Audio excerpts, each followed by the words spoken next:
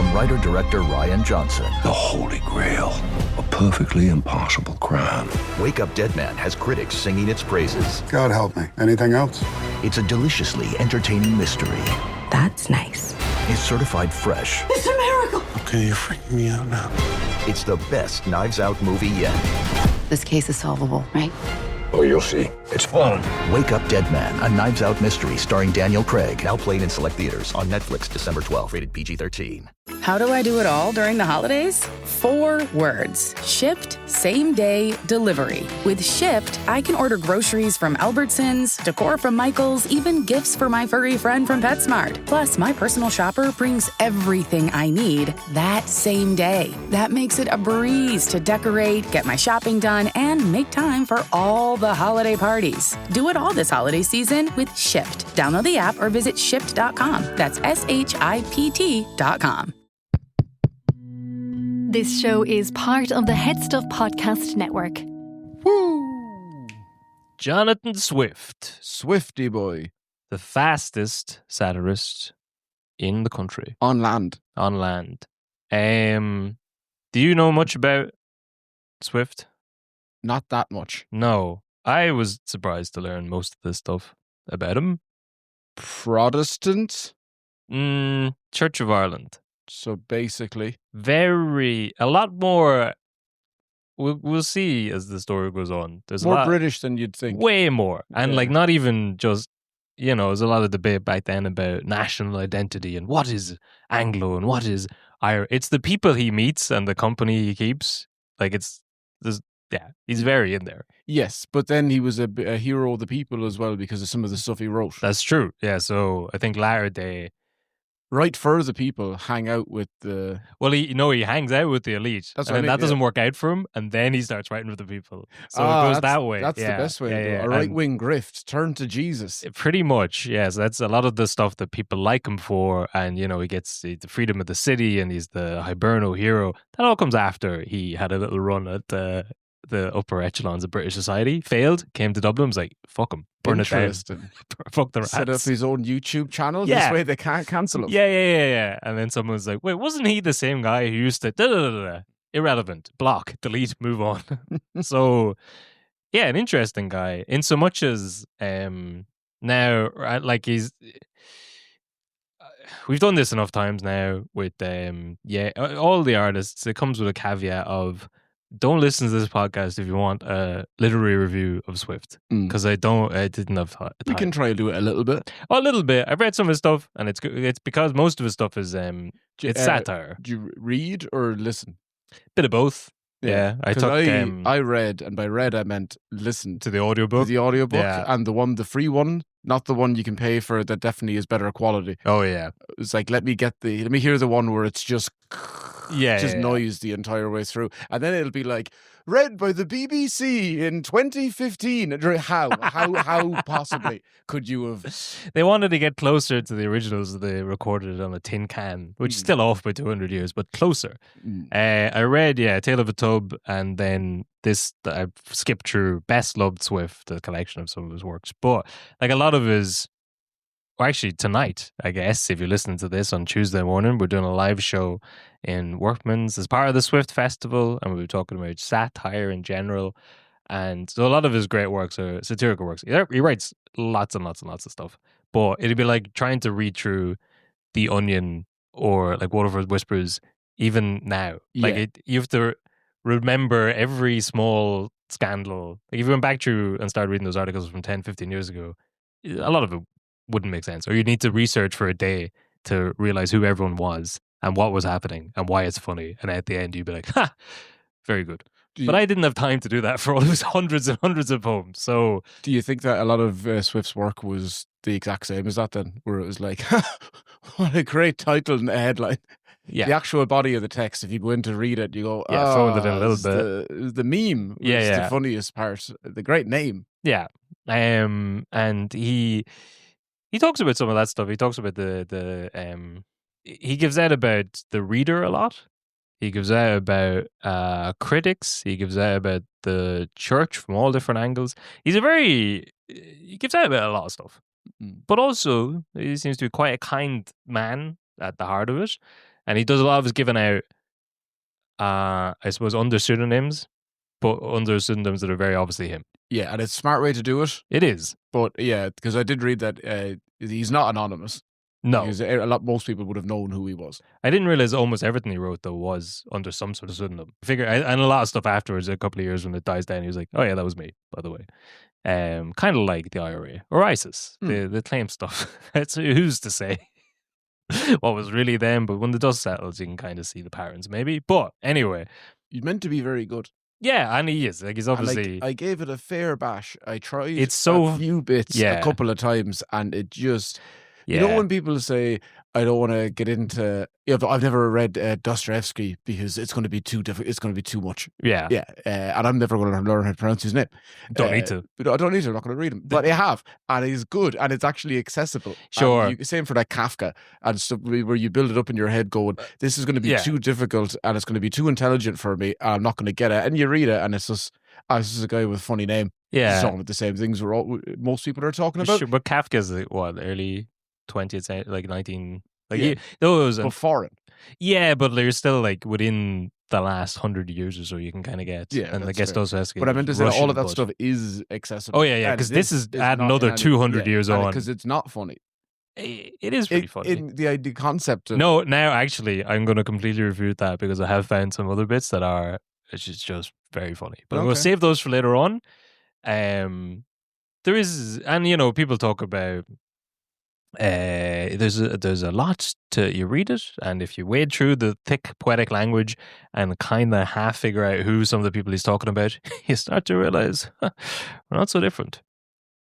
He's talking about a little thing called the human condition, and we can relate to that.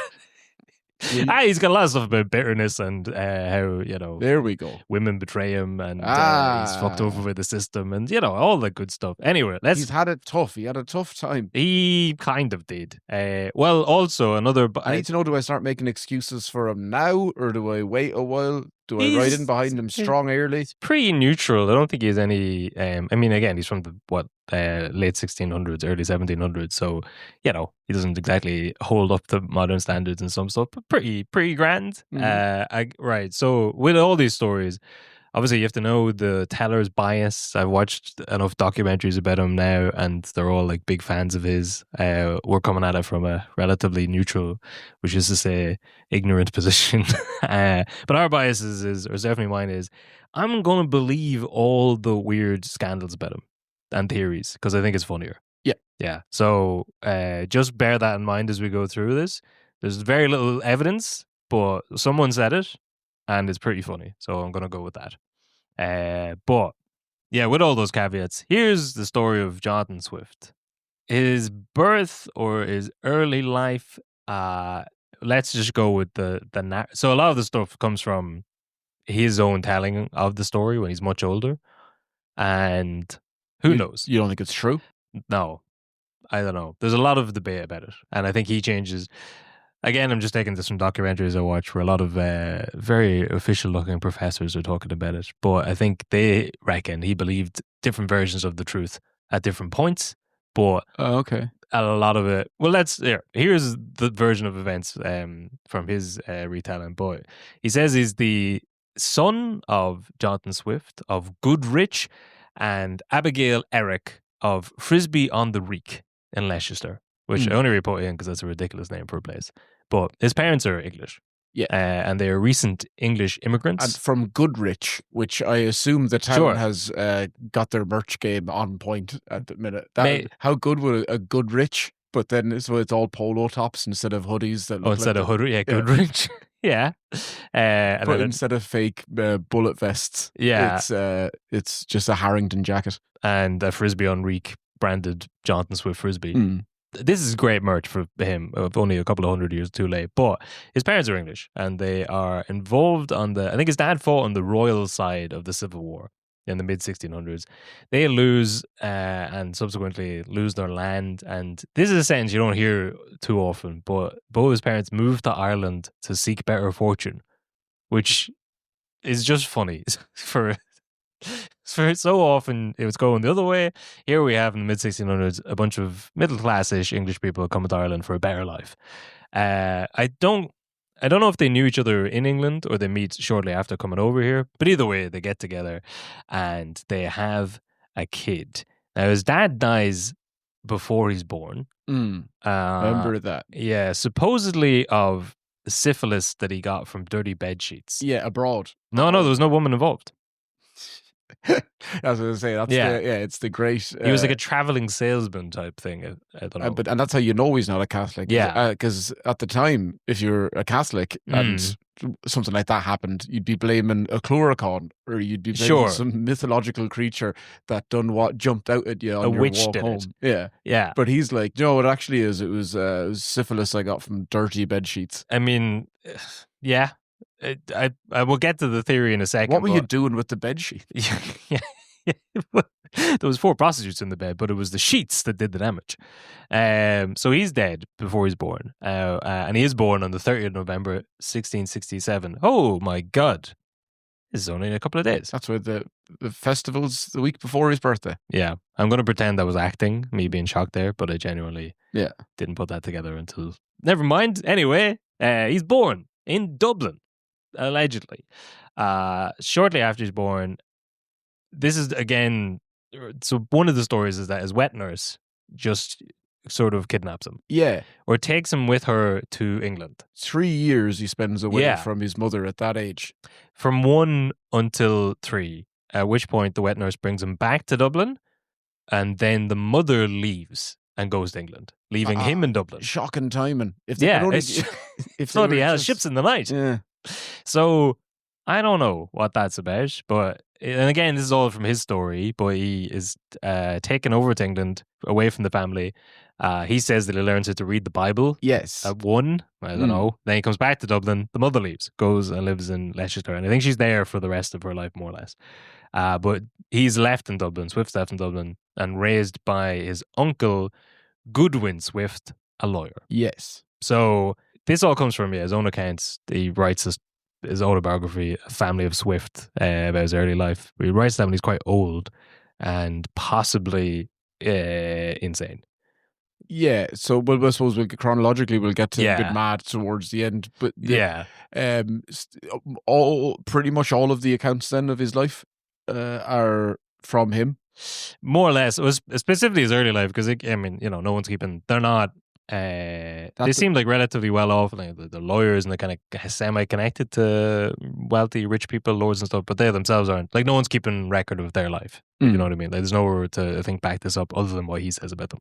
Yeah. Which is probably an awful lot of people. For sure. Yeah. If you ask people what was your history, you tell them. Yeah. It's what you were told. And obviously, he doesn't remember from being 1, so it's just what he remembers being told as a kid, which could be any number of... There could be any number of reasons for lying, including possibly none of that being true, and he's the illegitimate son of the Templar. Yes. Yeah. I was going to say Templar. They're not Templars. They're temples. A Knight of the Templar. Yeah. So we'll follow that thread on a little bit as we go through, but that's one of the theories, that all of this doesn't make any sense because it was avoiding the truth of where he came from, that he was the illegitimate son of John Temple.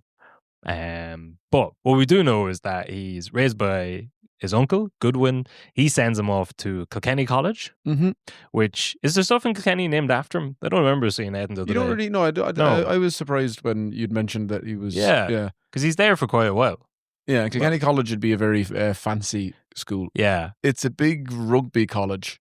Yeah. And it'd be so because at Kieran's is where the low down men go. Catholics would be, and then that's where men go to become hurlers. Yeah. Also, it's weird that I tend to think of that as like the Catholics go to Kieran's, and then the rich people go to Kilkenny College. Like, is it religious? No. It's just it's deep-seated generational trauma. But he's there from 6 to 14, at which point he goes to Trinity, which again, all these stuffy professor types really look down on Trinity. I never heard this angle of it, but apparently it was it wasn't a prestigious college at all until maybe the 17 or 1800s. Was it just a party school because it was in the middle of town? I don't know. I think it was just in Dublin, so they're like, oh, right, what did you get, a degree in sheep? I think it was just looked down upon because it was surrounded by Fenian bastards. But this is paid for by Goodwin's son, Willoughby, his cousin, who I don't think he comes into the rest of the story. But Swift spends 4 years studying there. They teach him how to argue. They teach him how to be a gentleman. And he graduates with a BA by special grace. So, not too book smart, maybe. So I think it's something to do with his attendance. He's not showing up to college. A BA, like by a special grace, so a special disposition. Like they had to. Yeah. They gave him a pass. There's a special Latin term for it, which I can't remember. But the sense of it, neither could he, because he's dumb. No, I don't know. I think he wasn't showing up to classes, so they passed him because of some reason, but he didn't necessarily pass all his exams. It's making less sense the more you just. But he's doing all this on his cousin's dime, which is a bit respectable. Huh? What? Bit fucking. His cousin's paying his way through college, and he's not even bothering to show up. Yeah, but he's probably a rich cousin. Yeah, that's fair enough. And he gets the degree anyway, so no harm. Yeah. And this is a classic, people like to say Einstein failed maths or whatever. It's not, it's very likely that Swift was also intelligent when he was a teenager. Yes. But it's funny to think that he wasn't. So, and a lot of people in college just don't put in. There's other stuff going on. There's a lot of other things going on, and it's not a fair indication of who's going to do well after college. No, he's growing as a person, and that's really, you can't put a price on that. And that's why his cousin should give him another couple of grand. Do another year. Repeat it. Come on. So this is going to tie into a great series that we did many years ago that I've never gone back and listened to because it's about 17 hours long. But you listeners should go and do it. The William of Orange, 12th of July. Battle of the Boyne. Battle of the Boyne. So that's all happening in the background of the next section of his life. The background and then also the foreground. He doesn't go fight in the war, but he does kind of get involved with all of this stuff. 1688, William of Orange comes over to depose his uncle / father-in-law and take over the British throne in what the British like to refer to as the Glorious or Bloodless Revolution, which just means that no one stuck up for the king because he was Catholic. So James II is the rightful king. Turns out he's a 30 Mary worshipping, communion taking Tig. So he gets kicked off the throne. They bring over the Dutch William Orange, and no one really stands up for or fights for him. And William just marches in and takes it over. And all the British say, "Hooray! What a glorious victory!" And they all celebrate. No blood was shed. No blood was shed. So he's gone. James goes off to France, and this kicks off the series of wars, including the Battle of the Boyne and such. But during this period, I think at the start of this, Swift wants to go over and check on his mum, I think. She's living in Leicester in England. So wherever it happens, he goes over to England to visit her. Oh, John, you should have rang me in advance. You'd never guess where I am. How are you answering this call? I don't know. But yeah, he goes over to visit her in England. And this is where he gets his big break in that she helps him get a job with Sir William Temple.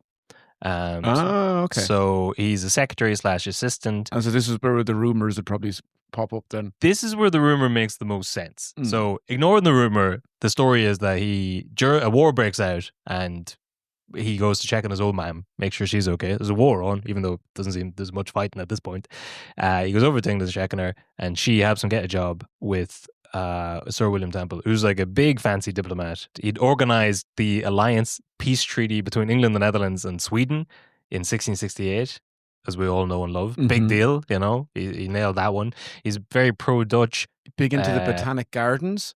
Yeah, this is his other claim to fame afterwards. He becomes big into gardening, which I didn't write down the details of this, but I think he's described as the first man to design, or he reconstructs a Chinese style garden, an Orient style garden, which takes England by storm. And he does it all without ever having seen a garden. I guess he just does it based on the writing or whatever. But he's a big feature in British gardening, I guess. But his other claim to fame is that he helps young Swift out and gets him his start in his political and writing career later on. But his big claim to fame would be that Temple Bar is named after him. Temple Bar is named after his granddad, who was who was also William Temple. Gotcha. Yeah. It's hard to keep up. So his dad's John Temple, and his dad is also William Temple, and it's that William Temple that supposedly Temple Bar is named after, because he was. I think that William Temple was the provost or the dean of Trinity and lived in around Temple Bar, and they reckon that's where the name came from. It's his face that's on the side of the actual pub, Temple Bar. But the other theory, because I've been telling people for ages that that was him, because Swift was like his secretary. Oh, and usually then people are like, oh, he was, what is it? It was like, he was a famous British guy who is his secretary. Yeah. His secretary. Joe Gulliver's Travels? No? Okay, well, never. Do you know Jack Black? Yeah, don't mind. Yeah, Shallow Hal? Yeah. Do you remember? Yeah, remember? He was a School of Rock. Costanza had a tail. Yeah. Yeah. Well, now it's an even further connection. You remember Shallow Hal, right? Well, in 2010, he did a movie called Gulliver's Travels. It's based on a book written by Swift. So he was a secretary, PA, to a guy whose granddad, Temple Bar was named after him. Maybe. The other theory is that there's a Temple Bar in London, which is like a market area outside of a wall, and that maybe they just named it after that. Yeah. Less fun though. But it's William and Martha who are on their plaques on the side of Temple Bar. But anyway, his grandson is now a big fancy diplomat. He's semi-retired at this point, and Swift's mom gets him in as a job for as his PA. Now, William Temple is friends with his dad, John Temple, is friends with Swift's uncle, Goodwin, who raised him. Okay. So there is some little connection there. But the funnier theory we're going to go with is that there's a theory that John Temple is also Swift's dad. Yes. And that would make this William Temple his brother. So that's why he sorted out. Yeah. So John Temple, friends with Swift's uncle Goodwin. There's a theory that the reason his early life doesn't make any sense is because actually Swift is his illegitimate son, and that is why his mom is able to get relatively. There's no reason for Swift to get this high position of a job. Like William Temple, but even nepotism without him being related to him. That if your uncle is mates with a fella. If your uncle's mates with his dad, so you get a job, yeah, maybe that is true. There's enough there to get to. Maybe, again, I've read different reports on this, and I don't know the ins and outs of the British elite at this time. He's a Sir William Temple. His dad was a Sir as well. And like he does seem to be a pretty big deal as a diplomat, but he is semi-retired. He hasn't written his seminal work about Chinese gardens yet. So I don't know how... It does seem to be a pretty prestigious job, because as we'll see, he gets a lot of access to a lot of high-profile people. And why would you do that for some guy who's just come over from Dublin and doesn't really have any other connections other than his uncle knows your dad? Maybe because he's your half-brother. Maybe. Secretly. But also I've heard of... But also... Yeah, stranger things have happened. Yeah, literally, it might just be that he got the job. Yeah. Yeah, and it turns out he's very smart, so maybe he's charming at the time, and he seems like he'd be good as a secretary. Whatever it is, he gets the job. He's in. And in 1689, Swift started working for William Temple as his amanuensis, which is a very fancy term for a secretary. But they're living in Moore Park Estate in Surrey. They just made sure to get the word man in there. Yeah. He's amanuensis. Okay. But I don't know the timelines for this because he works for him for a couple of years. He leaves and he comes back and works for him for another couple of years. So it could be a bit muddled up. But in this position, he meets like a lot of high profile British politicians, including King William Billy of Orange. So he gets access to the king. He gets sent to do different things. So he's got access to high-profile British politicians all the way up to the heights of the monarchy. He's maybe not in the most important role, but he's around important people. During this time, he also starts to write for the first time. He doesn't get anything published yet, but this is where he starts to formulate some of the ideas that would make him famous later. He goes to Oxford. He gets an MA from there during this period. At some stage during this, he also goes back to Dublin, and this is where this is the first sort of writing about his illness. He has some sort of, I think later they reckon it's Meniere's disease, named after a French physician. But it's some mysterious illness at the time. Like it's not named that until I think the mid 1800s. But at the time, it's a mysterious illness that's affecting his past, like an inner ear thing. Yeah, it's vertigo and fits of madness, they say. But no one knows what it is at the time. He goes to Dublin to recuperate for a little bit and then comes back and finishes out his work as a secretary with Temple. But by 1694, and this is a kind of thing that comes up a bit in his life, he wants it all. He's only doing this secretary thing to move up the ladder. but it's not happening fast enough. And how long has he been doing it now? Because he's done 2 stints at it. He's been doing it for 5 years, including a break in the middle to go, I don't know, rest up because he's got vertigo. Yeah. So 5 years, but it's a long time for no promotion.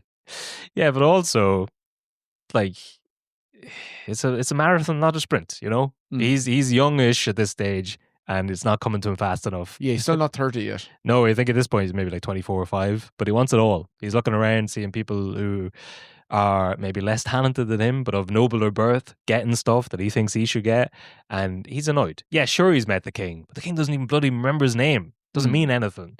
So he's sick of this, and he goes off. He's going to break out into his own. He's going to be his own man, and he decides to head off and become a priest.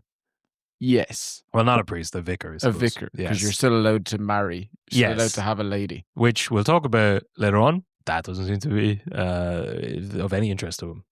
Yes. He proposes to someone that's I will say, again, this is, my bias. I think he's no interest in women at all.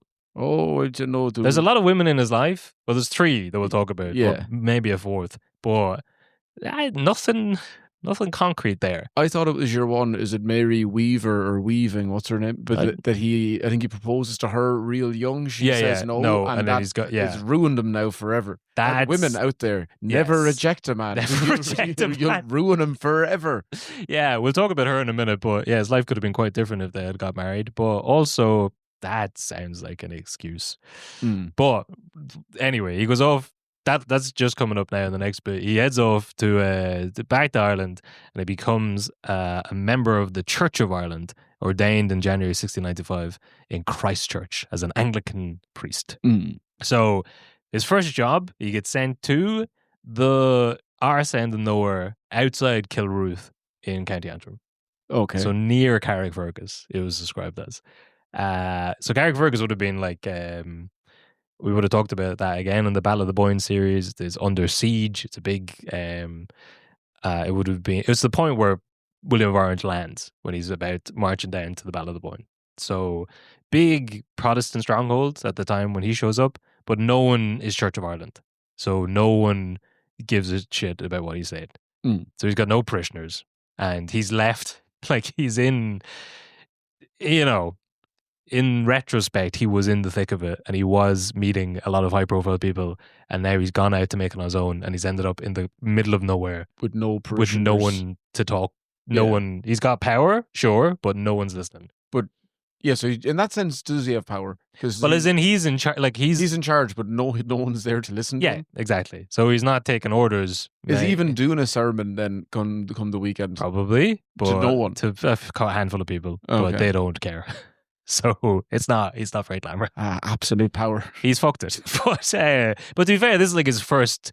We've all been there, you know. He had a job. He didn't know how good he had it. He went out on his own. He realized, oh, actually, that was pretty sweet back then. Yeah. So it's during this point that I think he's about 27. He proposes to, and I think we only have a record of this because there's a letter from him to her, but we don't have her side of the story. A woman called Jane Waring. Who he calls Verena, which is another thing he keeps doing. He keeps calling these women different names. Different names. He keeps calling himself different names as well. So I don't know. Maybe that's just the style at the time. But there's a letter he writes to her where he says something along the lines of that he'll stay in Ireland if she accepts his proposal. We don't have her response, but we do know he leaves and goes back to England. So I guess it doesn't work out. Okay. And there's a lot written about how this influenced his views about life, women, religion, everything for the rest of his time. I think he's also 27. Like, he's not a boy. He got rejected.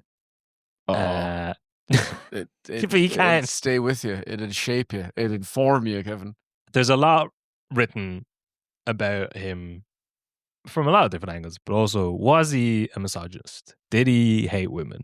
I don't know. I don't think so. I think I'd read that he was he hated everybody, which is the age-old excuse. He doesn't just hate women; he hates everybody equally. But he has a weird relationship with. He seems to be quite kind in certain parts, like with money and generous to the downtrodden. But he also seems to be very cynical by parts and very critical of institutions and also, men and women. And anyway, he does get rejected at this point, and maybe that does sour him on relationships from then on. It also starts him off his brief. So I think he's only working there for about a year. This is his first bit of work working in the church, and it influences his first big satirical piece, A Tale of a Tub, which won't get published for a couple of years, but this is where a lot of the ideas for it come from. Yeah. But he's back again. He, went out on his own for about a year, fucked it, gets rejected by a woman. He's back to England and back to Temple. So the job was there for him, which was nice. Mm-hmm. Possibly because, again, he's related to the fella. Or maybe William Temple's just nice. How long did it take him to become a vicar? Oh, I think it was just like doing the back of a box of cornflakes kind of thing. Yeah, because that doesn't sound like he's gone very long. No. But I mean, how long do you reckon it would take you to become a priest right now? 7 years is the... Now, yeah. I'd say they've waived that. But that's the old church. That's true. I'd say the church now would be like 2 years and you can have a miss. Can you say the Hail Mary? Get in there. Go on. You're allowed 4 pedophile scandals, and then you get your first written warning. All right, but he's gone again. Yeah, so he's back. He's back with Temple. It's now 1696. This time he's doing a bit more writing for him. He's helping Temple write up his memoirs, and he's getting access to publishers and the writing world and this sort of stuff. But it's also during the second stint that he meets Esther Johnson, his lifelong companion, also known as Stella. Yes. Again, I didn't know he wrote A Streetcar Named Desert.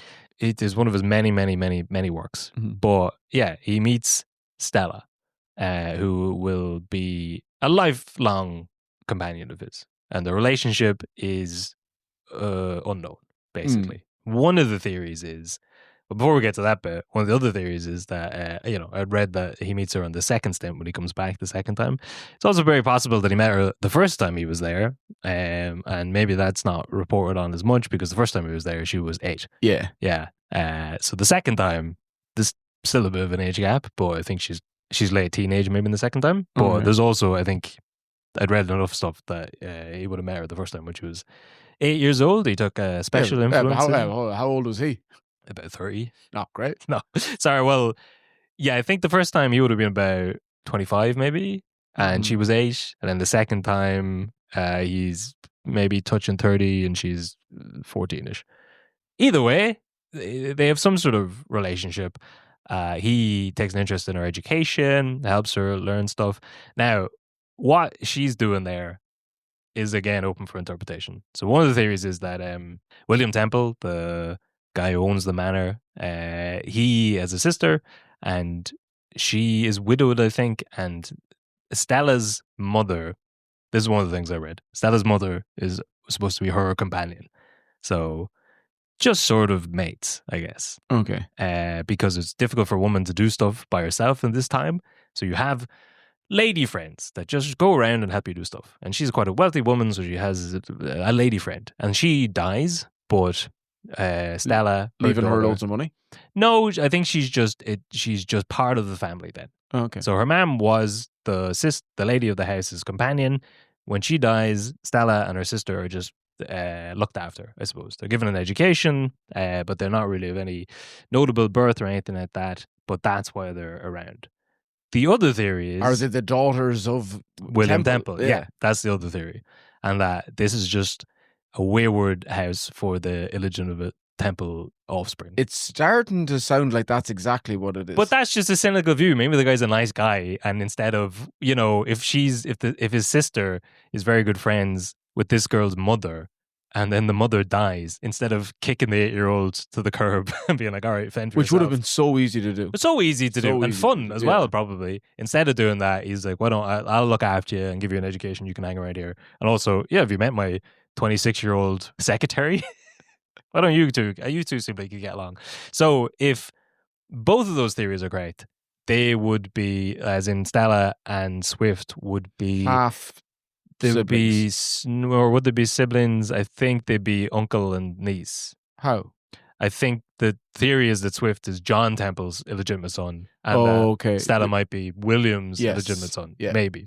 And so that, they'd be related. And that would explain a lot of the weird relationship that they have, where they seem quite close. And we'll talk about some of the bits, but they're not married. They're not married. Yeah. Or maybe they are. There's a theory that maybe they're secretly married, but there's nothing public. But why couldn't they just be openly married? Yes, and Swift seems to. Stella gets some marriage proposals later on, and Swift's against it. Yeah, and that's one of his friends. That's one of his friends. Fallen out over. Yeah, over it. Yeah. So there's a strange. Well, are you going to marry her? Yeah. No. Yeah, he won't do it. But well, then can I? Yeah. Whoa. But that's his sister, essentially, or niece, or wife, or maybe just good friend. Who knows? But anyway, this is another thing that people have written about for hundreds of years at this stage. No one knows what the relationship is. But I'm gonna go. Everyone's secretly related. That makes a lot more sense. Yeah. Than just some altruistic, rich British lord. I mean, that is also possible. It is also possible. Yeah. It's more that why are they? What's their relationship if they aren't related? Why do they have this weird, brother sister thing? Don't know. Anyway. When he comes back the second time, he does refer to her as the most beautiful, graceful, and agreeable young woman in London. So doesn't sound great. No, don't end with a thing with agreeable. I know that's not nice to agree with.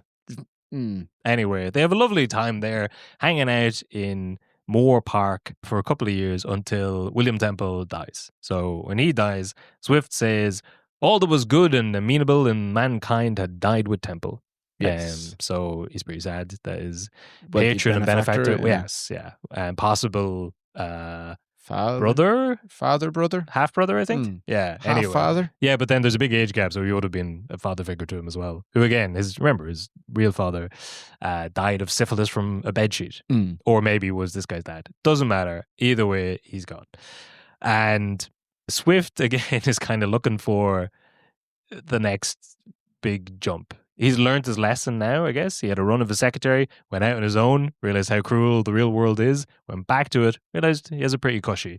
But now the benefactor's gone, he needs something else. He's technically unemployed. He spends the first couple of months after Temple's death finishing his memoirs and getting the first 2 volumes, I think, published in 1699. And he dedicates them to King William, Billy of Orange.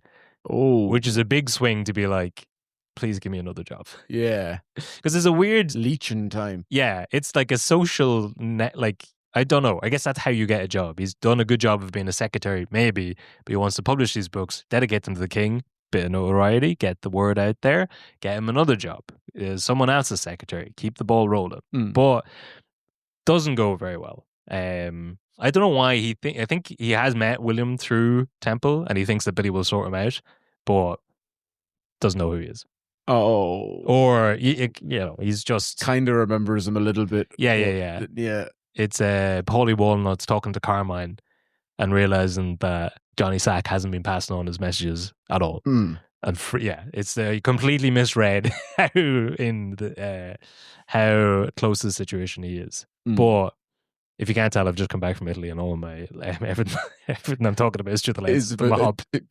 I like how you're I'm just back from Italy, so let me make only references about New Jersey now. Yeah. Different. We watched a lot of classic Italian cinema, and then also the episode of The Sopranos where they go to Italy.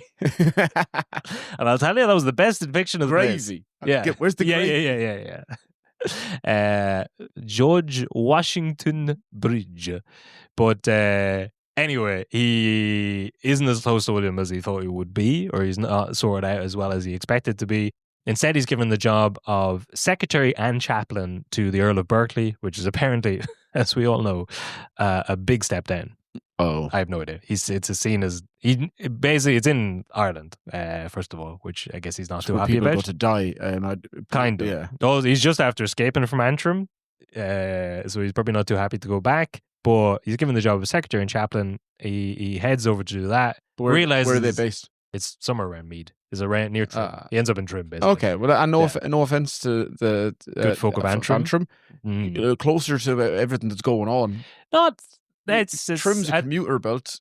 Yeah, that's true. But at that time, I don't know. Belfast probably would have been the place to be. Maybe Carrickfergus it's where Billy landed. It's touched by the horse of God. I think Trim is very much seen as being the sticks, maybe. But before we get to that, he gets sent over to be secretary and chaplain for Earl of Berkeley. When he lands in to take the job, he realizes that the secretary job's already been given to someone else. So he's now just down to chaplain.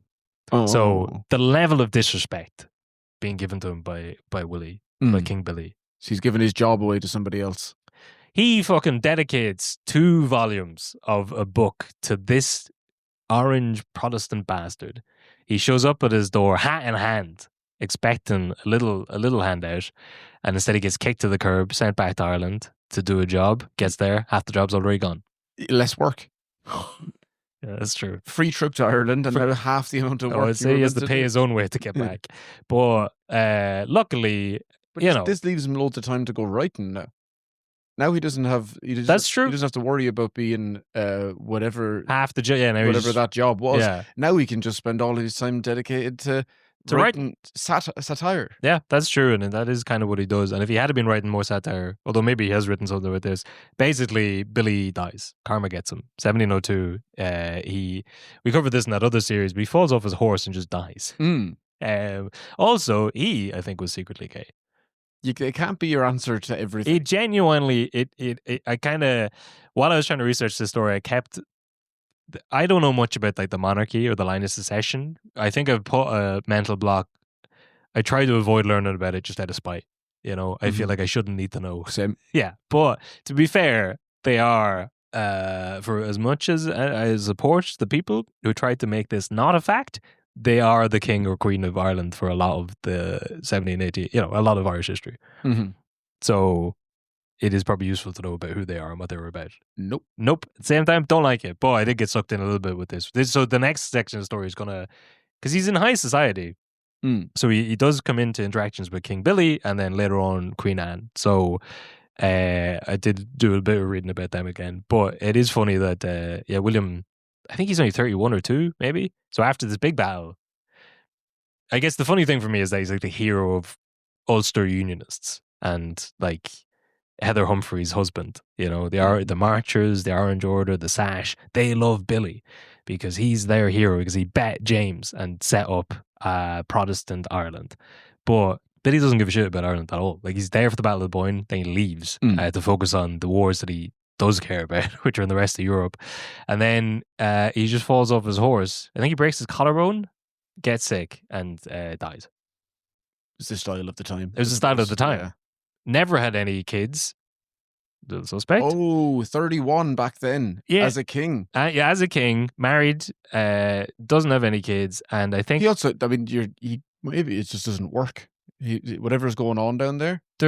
I do remember quite a few stories of gentleman callers at his bedside because he has a bit of an illness, falls off the horse, and he's on a sick bed. Yeah, they just see if they can get it going again. Yeah, it's not been working. Well, there's not too. Don't send a woman into a man's job. Well, there's not too many women coming out of the woodworks, but there's a lot of very sad, weeping men showing up, distraught that their best friend, confirmed bachelor, is on his way out. Anyway, he dies. But that's 1702. But 1699, a couple of years before, Swift's kicked to the curb. He's gone back to Ireland. He's secretary for Berkeley. But you're right. This gives him time to focus on his writing. I don't think he's published anything himself yet. I think the first time he does that is 1704, so a couple of years after this. But he's been writing stuff on and off for a couple of years.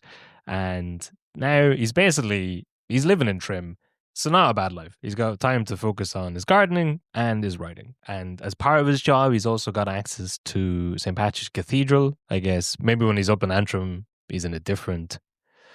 I'm probably going to use words that are just for diocese, but that's maybe just Catholic stuff. I don't know. Anyway, he's in a different district possibly. But now he's in around St. Patrick's Cathedral, which is like the centre of the Church of Ireland. It's not a bad life. He goes to Trinity. He gets his doctorate of divinity there. Yes, the Trinity Divinity. The Trinity Divinity doctorate, yes. Yeah, which is... Does that mean their sacred cow would be the Trinity Divinity Bovinity? I think so. But where did he lose his virginity? The same cow. The same cow. Well, in 1702, Esther/Stella arrives in Dublin. Yeah, let's go with Stella. Oh yeah, Stella. Yeah, because the other woman in his life is also Esther, which I guess anyway. Yeah, so Stella and her friend Rebecca Dingley, or Dingley, they arrive over in Dublin. They're about 20. In fact, Rebecca shows up a bit in the rest of the story, but I didn't read much about her, so let's just forget about her. But Stella is about 20 at this stage and has come over to be near to Swift. So I think he goes to England, he comes back, the two of them land over. Now, has he asked? I think so. Further, okay. Yes. So there's an awful lot of his letters to her. I don't think there's so much of we don't have any records of the ones coming back. It would be very funny if there were none. He's just, letter bombing her one direction. But it seems that like she definitely has some sort of affection for him. She's moved over to Dublin to be near with him. So in 1704, this is it. He publishes and gets his first big literary outing with A Tale of a Tub, as well as the Battle of the Books. I think that comes a little bit later in the same year, but I think Battle of the Books is based on some criticism of the Temple memoirs that he published, because he doesn't like critics. No. Who does, really? Yeah. Keep it to yourself. Yeah, but anyway, gets the first big break. Have you read A Tale of a Tub? No.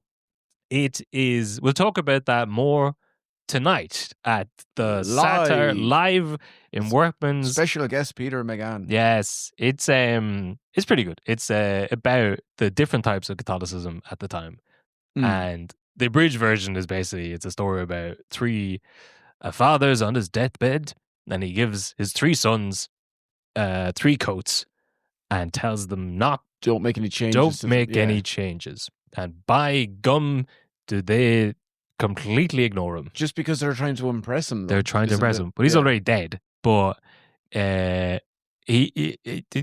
But it's about finding loopholes around a clear doctrine that's been laid out in front of you, and you've been told. There's a lot of like, he said that, but what I think he meant is that I should do what I want to do. So it's pretty. I think there's Peter, Martin, and Jack. Where Peter is Catholicism, St. Peter. Martin is Martin Luther. And then Jack is like the dissenter. So all of again, to understand a lot of satire, you have to understand religion, the difference between all the Presbyterians and Church of Ireland, Church of England, and all of Europe is in flux of war at the time, and a lot of it centered around, like, James has just been kicked off the throne as the rightful king because he's Catholic, and William's brought over because he's Protestant. A lot of that stuff going on. And the 3 brothers are meant to represent 3 conflicting strands of Christianity, and they're all doing things slightly wrong. But it was seen as a really heavy criticism of religion in general. But in some later readings of it, and by which I mean from like 100 years ago, they start to be like, that what he actually meant was his brand, the middle one, even though it's slightly wrong, is still the correct one to do. So he's also done the classic, along with the I don't hate women, I hate everybody.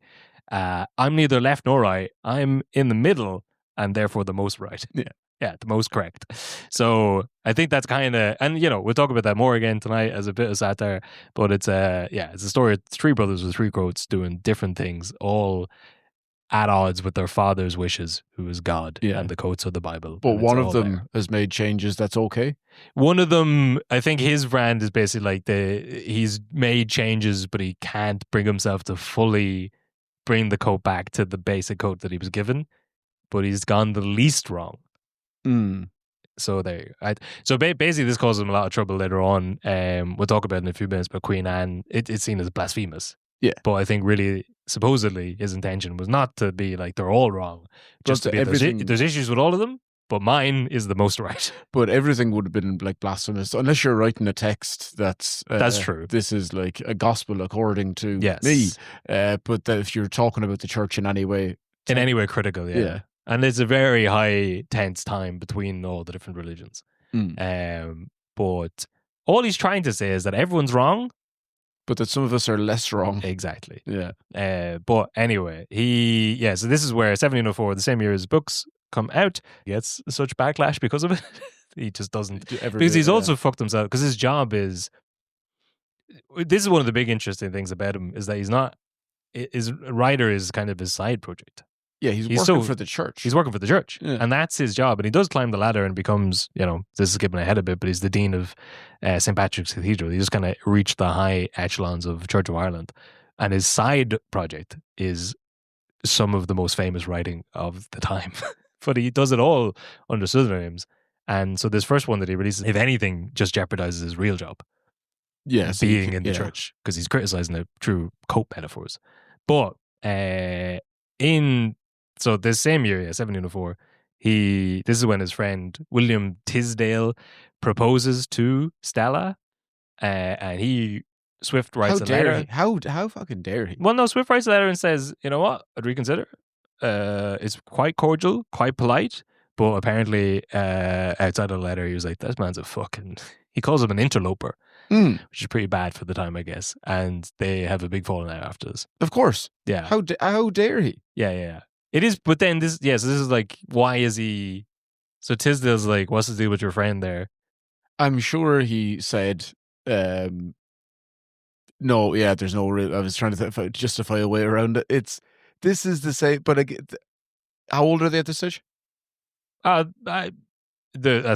Yeah. I don't know, early 20s. And Swift and his friend are in their 30s? Maybe early 30s. Okay. Yeah.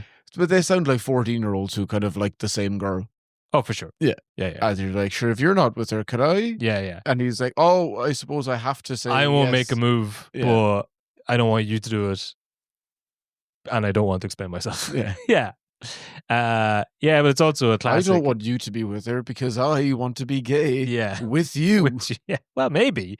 I don't know where Tisdale is either, because they're doing this exchange through letters, but it also is a classic of like it sounds like he's in a different area of the country, but he doesn't know or can't speak to any women. So the only women he can crack onto are his friends, the female friends.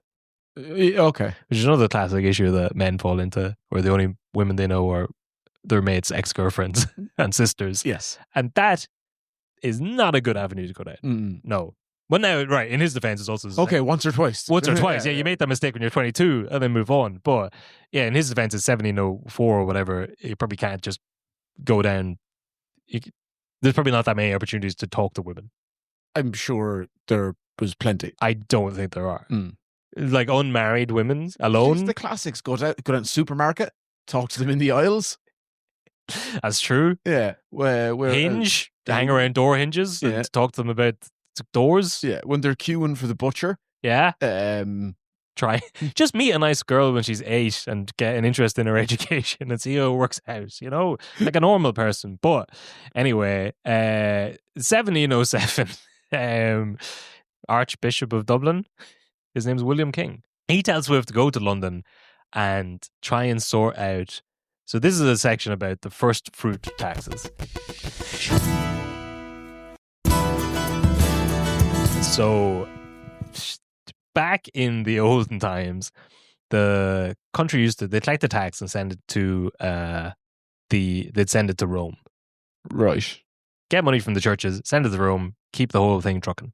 Keep the Pope in nice robes. In the 1530s, a little man called Henry VIII comes along. He wants to divorce his wife so he can bang someone else. He invents his own religion, and as part of that, stops that money going to Rome and instead collects it himself for the Church of England. Yes. Brilliant move. So years later, this is now like the first fruit taxes. It goes into a fund, and I think the way it works is that it's spreading the wealth. The rich churches, they all kick in a fund, and then poorer parishes can avail of the fund and get money out of it and use that to keep the parish going or whatever. But Irish churches weren't included in this. So Swift is being sent over to the politicians to try and get that changed. Okay. So he wants a little bit of that money for the Irish churches. Yeah. I was going to say, it's not a case of, hey, we got all this money, you're not taking it. We're definitely more so in we need the help.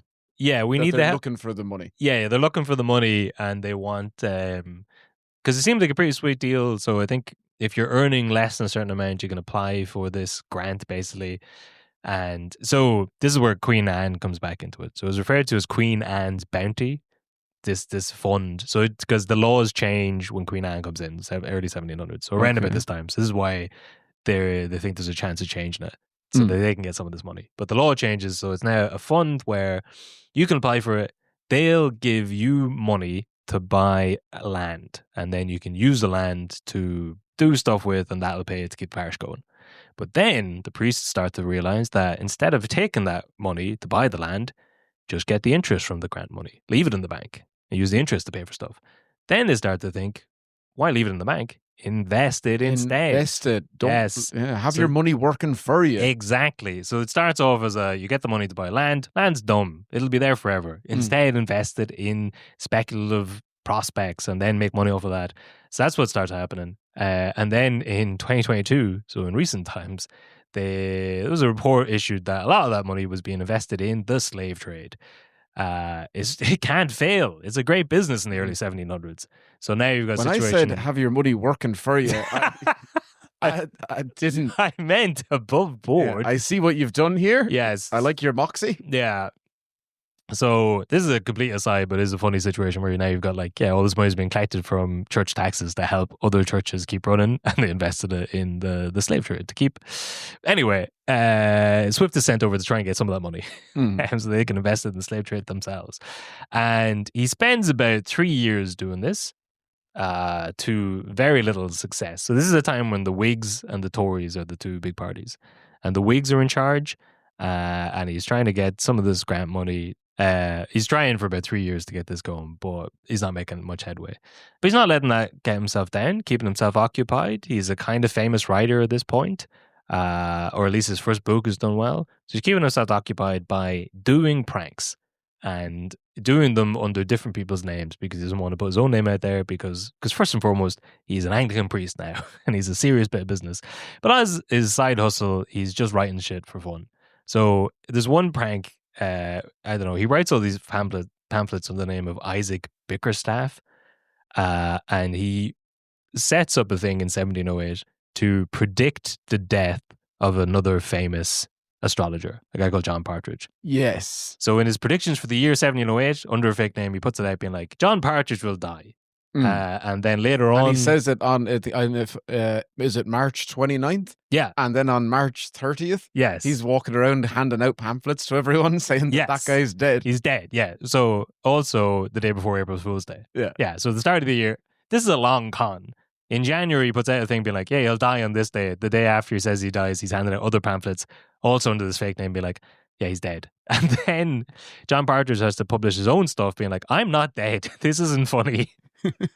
Even though it is very much is. At which point he releases his third letter where he addresses Partridge's letter and he's like, oh, well, he must be dead because this is what this man's written is dog shit. And the Partridge I know wouldn't have written this. So now he puts him in a position where he can't really deny. Like, if he has denied, he's like, no, I am bad at writing. And I am alive. But, and then, yeah, like he says it much more flowery, I suppose. There was sure no man alive ever to write such damned stuff as this. But yeah, that's a bit of fun he's doing on the side while waiting for the Whigs to change their ways.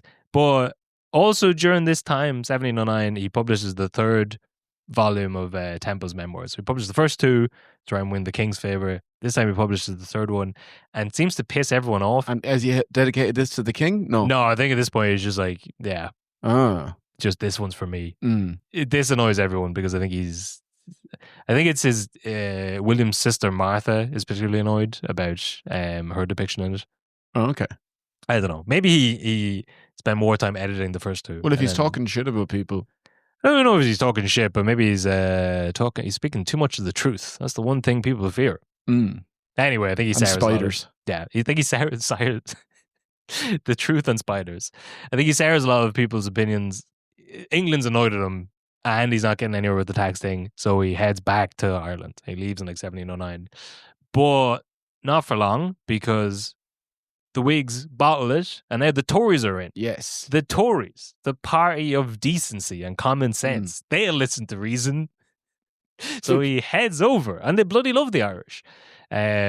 Which maybe we'll do a video about that. That's where the name, we've done that in different episodes, but that's where the Tory name comes from. It's like it was a disparaging term for Irish bandits And then the party started getting called the Tory party because they were seen as too Irish facing. Because they love the bloody paddies. And who doesn't? Who doesn't? We're always, here's a young Jonathan Swift. He's, writing the tale of a tub and doing pranks where he's pretending some guy's dead and ruining his livelihood. And now he's over, hat in hand, asking for money for the Church of Ireland. And what a great prank. It's a very funny prank. Just, if you had heard, because I've read some of his bits and I've listened to a good bit and I've tried to, and it's I don't find it that particularly funny. It's hard to kind of crack into, but this you can understand. But that is just... on surface level. Writing a fake almanac at the start of the year predicting a guy's death, then publishing his obituary, then when he rebuttals it being like, well, now we know he's dead because this is a poor imitation of that poor deceased man. A great trifecta. All while you're on the church's dime trying to do, you're meant to be doing important work for them and you're just fucking around doing this. It's very funny. But now he's dealing with the Tories. He's in and he strikes a grubby deal with them and becomes the Tories' chief propagandist for the next 3 years, which is something I did not expect when I was reading through the life of Jonathan Swift. Propagandist? He is the propagandist for the Tories. Because he was a Whig. No, but just the Tory party that we all know and love now. The man that the festival... which you should all go to see tonight. A great festival, unbelievable. And half the stuff, so much stuff in Dublin named after him, and everyone loves Swift. And, he's one of our great big writers. He was he was a spin doctor for the Tory party. Yeah, it was a different time. But he's Malcolm Tucker. Yeah. That seems interesting to me. Yeah, it's the best bit of satire you can do. You've taken them down from the inside. Yeah.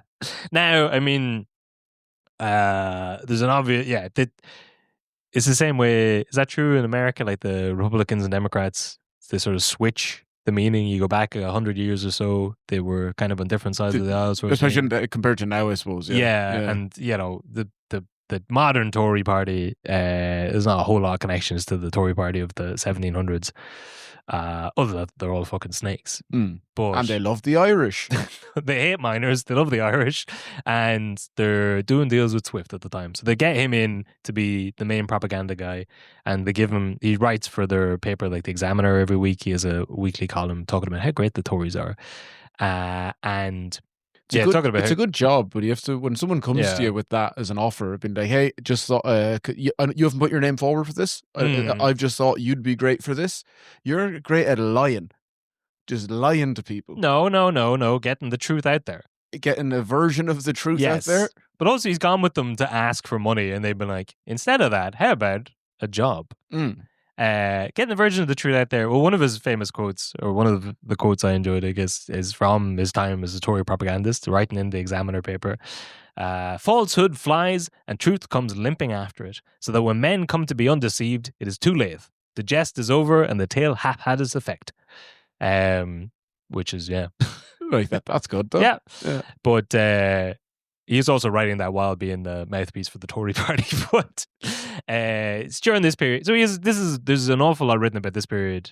There's an awful lot known about this period of his life, because this is when he's sending letters back to Stella the whole time. And we have his half of the correspondence anyway. It's published in a book later on called Journal to Stella. But he seems to be having a good time with it now. He's kind of the whole time he's kind of been trying to worm his way into, or what's a less mean way of saying that?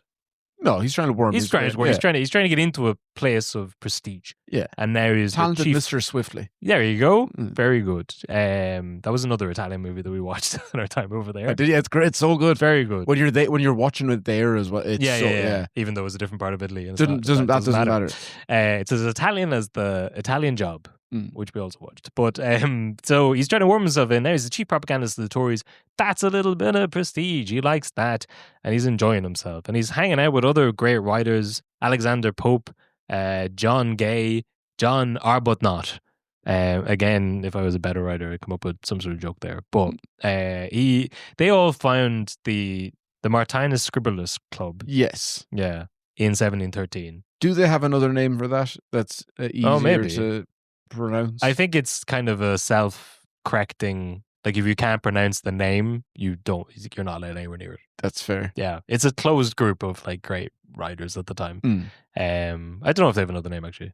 Oh no, I'm not sure, but I think for some reason I thought that they had another name for like the cult. Not cult. Not cults. No, just But these are his contemporaries, I suppose, and his literary friends for the rest of his life. So he's happy out. And again, a lot of this period we know about his feelings and his views on life, because he's writing letters back to Stella, Esther, back in Dublin.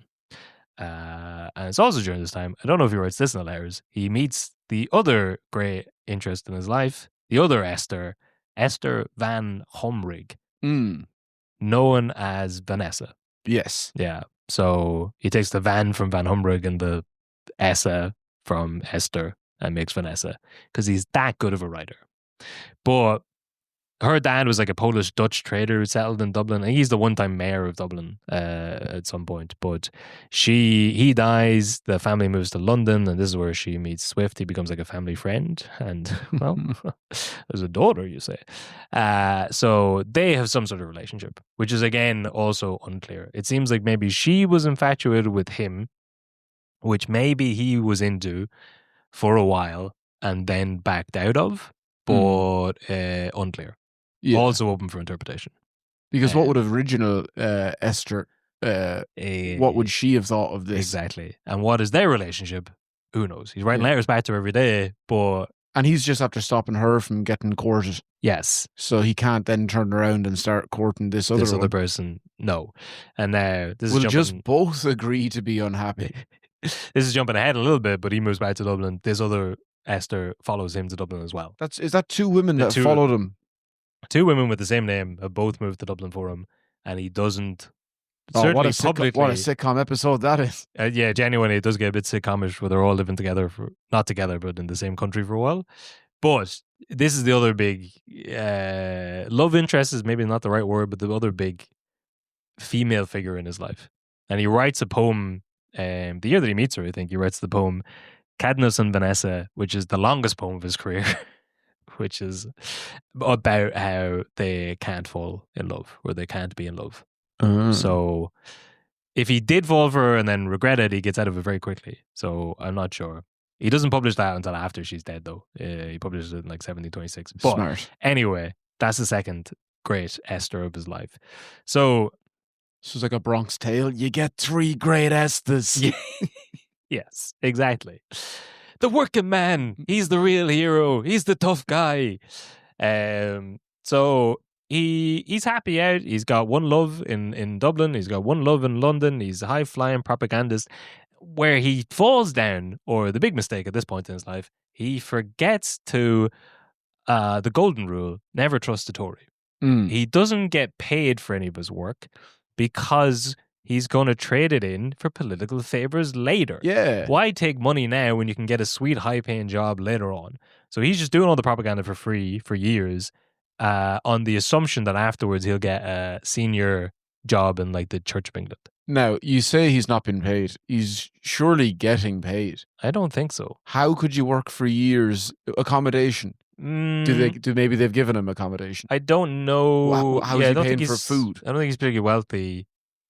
I don't know, actually. Maybe he has a job. Maybe he's working in the Church of England. He's writing stuff. It sounds more like but he was getting paid, but expected to be paid a lump sum of cachet at the end, where you're like... yeah. But the point is, I guess, he turns down big money. He's like, not to talk, keep your hand in your pocket. No way. Are you sure, Swift? No problem. No. I wouldn't take money off you. You just remember this when the time comes. No. But the time never comes. He sends off a telegram. I've got cancer. Yeah, he's doing a little bit of DJ Carey. Here's an etching with a leech up my nose. Yes, that's not a leech. That's a telegram wire. He's laying a little bit of groundwork. Don't take the money now. Leave a little on the table. Good business prospects down the line. But the Tories bottle it, and I'm not going to go into the reasons why this is, because I think we covered some of it in the Battle of the Boyne episode. But there's a lot of political stuff happening in Europe at the time, and they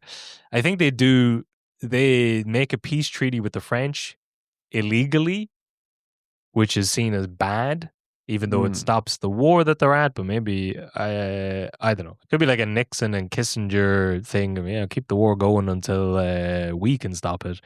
But in reverse, I don't know. I think all this is coming out at the time anyway, and they've seen that they've done something untoward with the French, and also they may possibly be trying to bring King James back. They're seen as too Jacobean. Whatever it is, they're gone anyway. They get kicked out, and also simultaneously, Queen Anne does not like Swift. I think supposedly because of in general, what's the people's feeling for him? Because his book is big, but in terms of he's been passed over now for a lot of things. Well, the Tories like his writing, and he's in with them. It just so happens that they're Jacobean traitors; they're gone, and the Queen doesn't like him because. So did you see The Favourite the other year with Olivia Colman and Emma Stone? No, I don't think I did. The Favourite, it's like a Yorgos Lanthimos movie from a couple of years ago, but it's about Olivia Colman plays this Queen Anne, and it's about the sort of so Queen Anne is also like King William's sister-in-law / cousin, two different angles.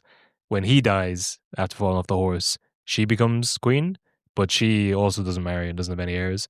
And it's specifically written into the Parliament, specifically writes a new bill being like, whoever comes next cannot be in any way Catholic. So it goes to like, I don't know what the relationship is, some kind of distant cousin. It goes to George. It starts off the Georgian period. But yeah, anyway, he's the closest Protestant relative to her.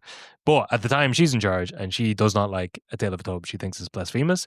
And also, he wrote a poem called The Windsor Prophecy, where he talks about one of her... Yeah, he's talking about the Queen. He's talking about the Queen, but it's like a warning for... Who is it? Elizabeth Seymour, who, I don't know. The Duchess, he's like, she's too close to the Queen. Watch out for her. He tries to, he for some reason gives her advice about like, this is seen as a mistake on his part because now he's poking his nose in like monarchy affairs. He's getting too big for his station maybe. But he's telling her to ditch the Queen. But you have to shoot your shot as well. You have to... Yeah, but like... I think he had read that he thought that she would get rid of the Duchess of Somerset, this Elizabeth Seymour, and push in the right direction. Yeah, then he get awarded the big job he's been waiting for this whole time. Instead, she doesn't like it, and because the Tories are gone, he hasn't got any sway in Parliament anymore. So he gets a pretty shitty job. He gets given the Dean of St. Patrick's Cathedral, which again, I was not expecting to read in the story because it's very funny. That, Swift Festival is happening. We all love Swift. You should go to the gig tonight. It's going to be great. Everyone loves old Jonathan Swift. Very proud of his connection to the St. Patrick's Cathedral. He was not happy at all at that. About being stationed there. Yeah. He seems very depressed that he gets given this job. It's seen as a big demotion. It's a beautiful cathedral. It is a beautiful cathedral.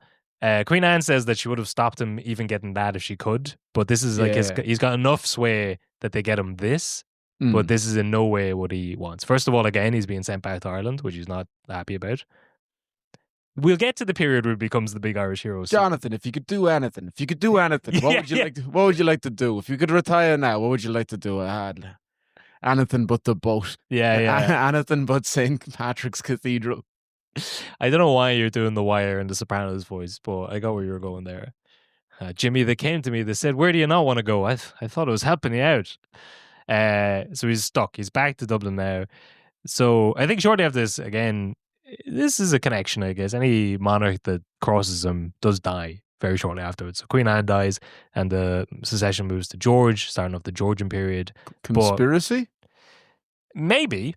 He's got motive, but then again, so does most of Western Europe at the time. But anyway, he's way back to Dublin. He writes the poem, The Author Upon Himself, at the time, which, again, very funny. Because we'll get to this at the end. He doesn't fully go into it. He's got like a big emo goth phase. But this is he's very down at this time, and he writes this poem about how he's a brilliant artist, an honourable man who's been slighted by politicians, can't trust him, and the monarchy. Everyone's out to get him. The critics, the monarchy, the politicians, the critics, the non-critics. Honestly, he's also like the people who read his stuff. They're the dumbest of all. He's very annoyed at everybody. He's a brilliant artist, underappreciated. And he's been kicked to the curb and given a dog shit, low station job.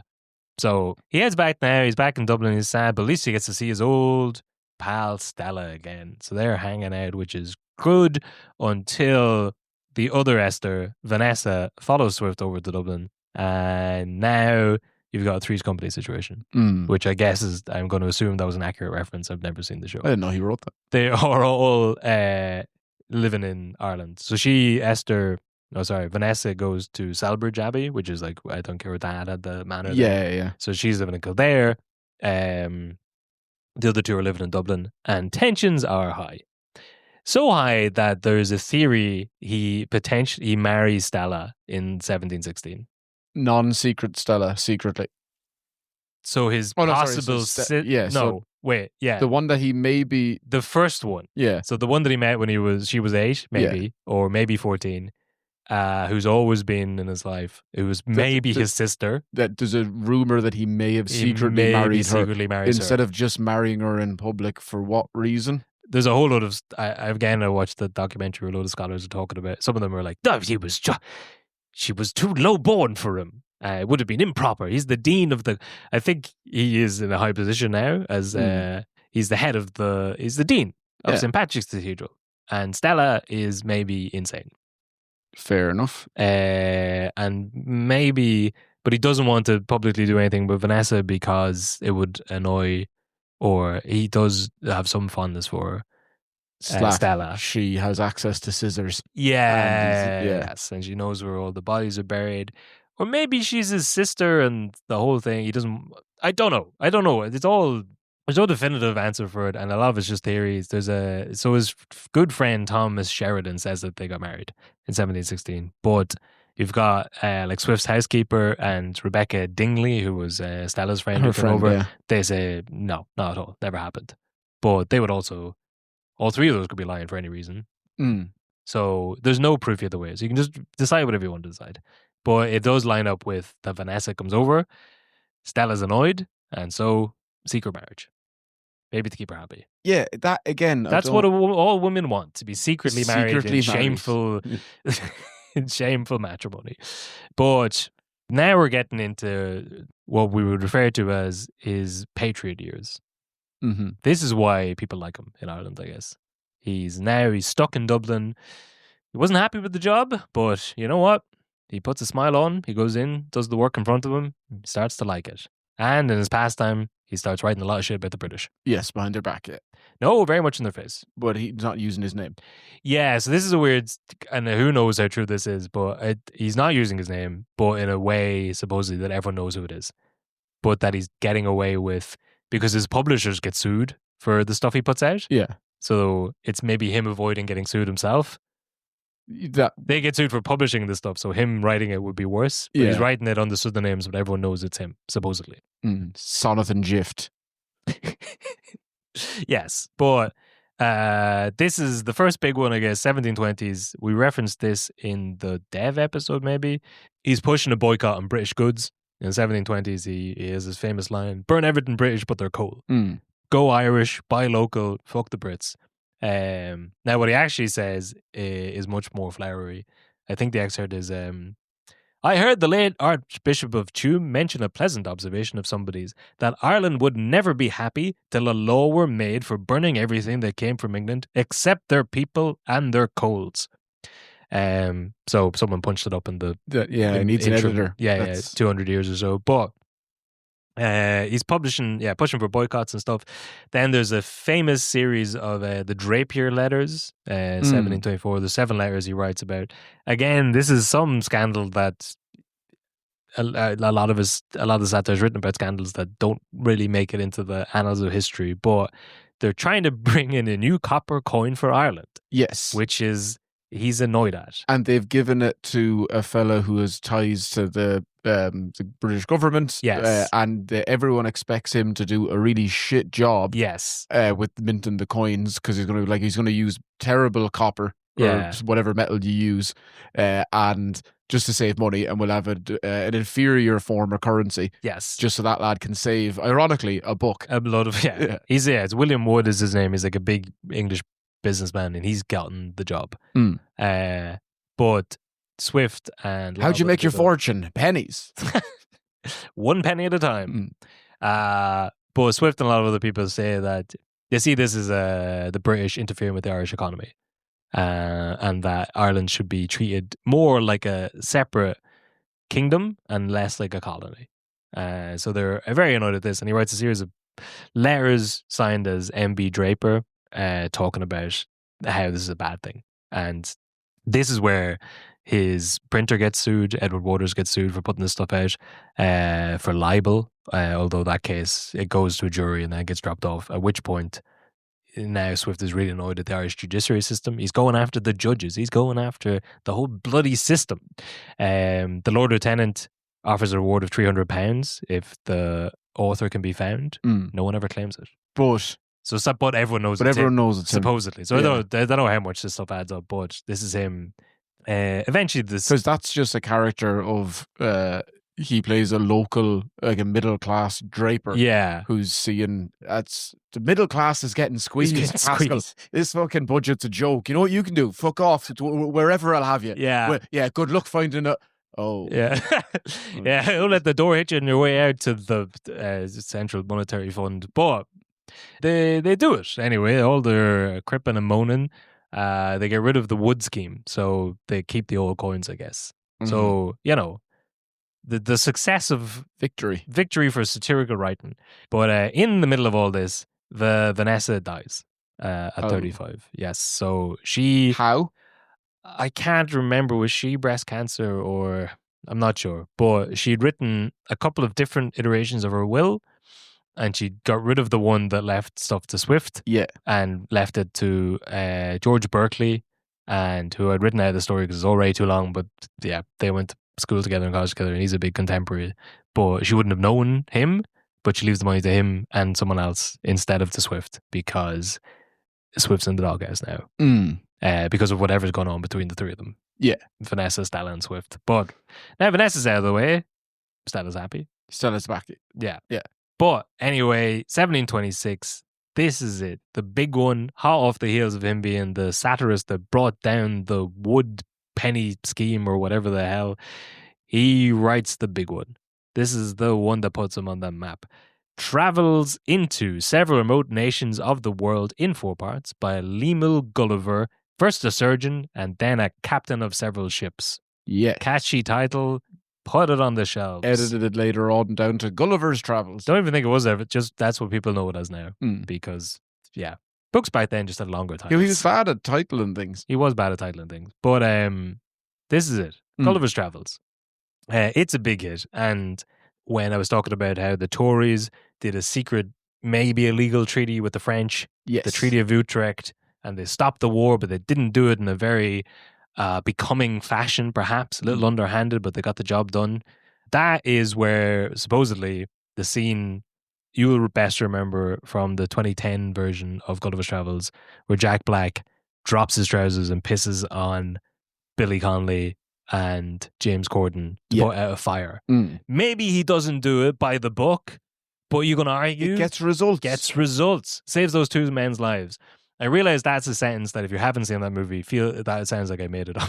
Where Jack Black pisses on Billy Connolly and James Corden to save their lives. But supposedly, well, that is actually in the original book, and supposedly that was a reference to this event. There's loads of different bits like that in there, which makes it a great book for the times. It's translated into a couple of different languages. Goes well, it's not a book though, because he releases it as, was it 4 separate? It's 4, yeah. The most famous one, I guess, the Lilliput one. He goes to the land where everyone's small. Yeah, that's the only one that in any of the adaptions. No, there's slightly the other one that I forget the name of, where he goes to the land where everyone's big. In the but only a little bit in the Jack Black film. Yes, and for the most part, those are the two that are. And anytime, and the animated ones, it's all just the little people. Yeah. There's one with Richard Harris, and there's one, but then they never get off the first island, and I assume that's because someone sat there being like, right, if I can just crack the first one, the next 3 write themselves. It's funny because we know it as like a children's story, but it's like a very heavily. There's a lot of references to politicians at the time and global events at the time. It's a really satirical, really intricate. That's what kids were into back then. But it's like Ulysses, they have to like pick it apart. Everything's a reference. But now it's just like, that's mad. He washes up on the shore and everyone's tiny. Well, watch out, Joe Latruglio. Oh no! You've ended up in Jack Black's arse crack. Again, a thing that happens in that movie. Black hole. Yeah, there you go. But so you're right. And then only the first 2 really make it into popular culture. And there's one about horses. there's one with a land of talking horses. Yeah. There's one with a land that's flying. Yeah, like a saucer in the sky. It's just floating, I guess. I don't know. The other ones, there's because the next one he goes to, he's tiny. Yeah, so he's a giant. So he's big, then he's small, then there's something floating, and then there's a horse. And I'll tell you, the people of the 1700s could not get enough of it. Took Western Europe by storm. But yeah, published anonymously in 1726. So he's making a fair bit of money over that, and he's going to say fame and notoriety, but again, as anonymously, I don't know. He's happy enough with it. It feels like people knew who he was, though. Yeah, for sure. Judging by it, which is why it's kind of shocking that no one ratted him out for the money. Yeah, but I think maybe it's like Blind Boy. Like everyone knows who he is if you care to look. But if the government, it's not important. But if the government were people don't care about. Here's a couple of $100,000 to find a Blind Boy, I'd be like, he's right there. It's David Chambers. I don't think there's. Yeah, I suppose. Yeah, for when they were trying to hunt him out for the satire stuff, I don't know. But times move pretty quickly because they do publish that, I think in 34, so maybe 10 years after it's published in a book under his name. So maybe they don't find out it's him until then. I don't know. But this is the main part where you at the start said, and we were just talking about there, some of his work is impenetrable. You need to know an awful lot about early 1700s European monarchs and politics and wars. And it doesn't really speak to the modern audience. But then there's other bits that aren't as famous that are just as funny today as they were when they were written. The same year he writes the book, the same year as Gulliver's Travels, he puts out a pamphlet called The Benefit of Farting Explained, or The Fundamental Cause of All Distempers Incident to the Fair Sex. So it's written originally in Spanish and translated. This is all just a lie, but it says originally translated from Spanish under the name Don Fart in Hando, Puff endorsed. And translated into English at the request and for the use of Lady Dampfart. So, again, people were very disparaging about that 2010 Gulliver's Travels with Jack Black for being low humor, fart jokes, and bum stuff. But this is one of his great pamphlets. The benefits of farting explained by Don Bumfarto. That's for Lady Dampfart. For Lady Dampfart. That's just good writing. That's just.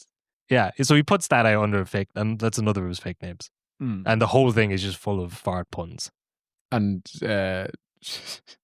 some of the best writing. Again, one of our great literary minds. Just very good that it has to be translated, and it's just all fart. Well, I think the whole thing is a lie. Yeah, of course. Yeah. But written in Spanish for Don Fart in Hando. Maybe he's not too bad. Maybe he's not so bad. Anyway, he's riding high on the success of Don Farto and to a lesser extent Gulliver's Travels. He's living it up in London again at that time, but that's all cut a little bit short when he hears about Stella. She is sick and dying. So 1727, he goes home to be by her side, and she dies in early 1728, January 1728. So how old is she? Everyone's dying around him. No, yeah, at this point, well, everyone is dying around him, and this is around the point where he goes into his proper emo goth phase that we'll talk about in a bit. Which makes sense, because the two women for sure who we see did or didn't have affection for her, but they both died relatively young. I think Vanessa's dead at 35 and Stella's dead, I think, at 43 or 4. Oh, early okay. 40s. So well not crazy, but yeah, young. Not crazy for the time, but yeah, young. So he takes it pretty badly. I think I read that he's sick, so he's not actually there. He goes back to be by her side, but he's not there the day that she dies, and he doesn't attend the funeral because he's sick. But he does write the death of Miss Johnson about her, and he says the truest, most virtuous, and valuable friend that I, or perhaps any other person, was blessed with. Now, notably there, friend, not lover or anything else. But jumping well ahead, when he dies, Joe was actually the last man she would have slept with. I don't know, because I don't think he's not interested in sleeping with her. Yeah. Or I think if anything, he's going to big lengths to make sure people don't think that they're in a relationship. Yeah. And maybe that's why I'd read that was one of the reasons why he doesn't marry Vanessa, because he doesn't want Stella to be, because everyone knows they're kind of connected in some way, and he doesn't want, if he publicly marries Vanessa, then she'll be cast aside as like an old mistress or something. But then why doesn't he marry her? And the reason might be because she's his niece. Yeah. Yeah, which he knows, but maybe she doesn't. But maybe they both know. Maybe she doesn't care. Who knows? The whole thing, it's very, that's why it's full of theories, because the whole thing doesn't really make any sense. No, and I'm not that interested. Yeah. Like, it would just be, is it your niece or not? Yeah, I don't know. I don't care. Either way, I don't really care. I'm a little bit interested. I'm a little bit interested. I care enough to be interested. Yeah. Like I would. Well, yeah. But I'm not going to push you on it. No. But tell me. Dude, I had a curiosity I'd like to know. But once she's dead... Because if you're not, I'm going to have a go. Well, that's when Tisdale comes back into his life. His old friend that he told not to marry her and they fell out with. He comes back now. 1728, they become friends again. So... they can't even remember what that was about. Yeah, so now he does enter into his like a kind of depressive phase. At this point, I think for work he's traveling around Ireland a lot, and he's seeing the misery and the famines of the early 1700s or the mid 1700s at this stage. So this is where he writes one of his big things, a modest proposal, where he suggests that Irish people should eat their children. Yes. In order to avoid starving in various famines. The famine, yeah. Not the famine. They haven't gotten there yet. No. This is the small famines. Yeah. But he can see ahead. But so I suppose the idea being, and let's not cut him off at the knees. Give him some time to cook here, right? Yeah. That he reckons you've got all these kids that you can't afford to feed. Yep. And you're hungry as well. Seems like a pretty clean-cut solution. He says, I have been assured that a young, healthy child, well nursed, is at a year old a most delicious, nourishing, and wholesome food, whether stewed, roasted, baked, or boiled, and I have no doubt that it will equally serve in a fricassee or a ragout. So, pretty funny. So he's doing Italian foods. He is, and he's full satire now. I didn't expect to hear ragout. No, or not. You didn't expect to hear me stumble over the word fricassee. I'd expected that. Yeah, I don't know. This is the uncultured swine. This is maybe the last reference I'll make to Italy, but this is a very funny anachronistic.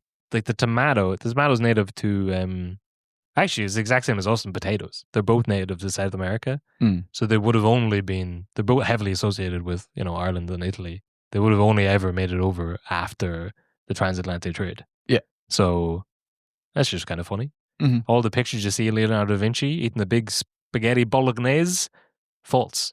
AI. What were they eating then? Yeah, probably pasta. Probably ragout, but without the tomato. Just plain. Yeah, spaghetti with no pomodoro. Well, that's why Columbus had to do what he did. He went over there looking for tomatoes. The whole thing about finding the route to China, that was all just to get money from the Portuguese. He knew what he was doing. He just pointed his nose west and he went. But anyway, that's his period of anti-British satire stuff, which earns him the freedom of the city, Dublin and Cork. People are very happy with him in Ireland, and this is where he becomes like a big Hiberno hero. And he likes this then as well. I suppose he does. Well, not really. At some point in 1729, he says he would hope not to die here in a rage like a poisoned rat in a hole. But I don't think he's overly happy. I don't think he's happy with his lot in life at the minute because his two loves have died, and he's successful literary career. Well, yeah, I suppose he's not happy though because at this point, 1731, he starts writing verses on the death of Dr. Swift, his own obituary. Yes, I'd heard this. He wrote his own obituary while he was still alive, and apparently multiple times. I think a good writer edits. I think he didn't like his birthday. I'd read some references to this that he on the anniversary of his birthday, he had long been in the habit of shutting himself up and reading the 3rd chapter of Job from the Bible, which begins with, "Let the day perish wherein I was born." So on his birthday every year, he seems to be maybe dressing in all black, locking himself in his room and reading depressing passages from the Bible, and possibly doing another draft of his verses on writing his own obituary again. Mm-hmm. So it's a series of, it's basically about how other people are going to talk about him when he's dead, which is the activities of a depressed man. Other things as well. I'd jump board at the. He's clearly depressed. Yes, but what sort of narcissist? Yeah, that's. And is it? Can you play that off by going, no, it's me, I'm the satire guy, it's just a joke. It's just a joke. It's just a joke. Everyone's got, I think a lot of it is he is also getting obsessed with death, because this is the period where a lot of his contemporaries start to die around him. And he's getting on in age. Yeah, he does outlive everyone by, I think more or less everyone, but he gets up to about 78-ish. It's pretty old for the times. But also this is around the time when he's doing this stuff. Yeah. This is where he's writing his memoirs as well. I don't know if we've gotten to that point, but yeah, let's around because it's later. Yeah, it's later in life. Yeah, so all of this stuff has happened, and then you're asking him to go back and remember, fine details from your youth. Yeah, when at that point, his mom would have been dead, and everyone would remember that stuff is dead. Yeah, so he is just kind of I was kidnapped by. Yeah, I mean, the man, he's famous for Gulliver's Travels and other such whimsical stories, and he's talking about getting kidnapped by his wet nurse and such. Who knows? And again, this is theories on theories. If he is the illegitimate son of Temple, does he know that? Does he ever know that? Maybe when he's rewriting William Temple's memoirs, it talks about him being born. I don't know.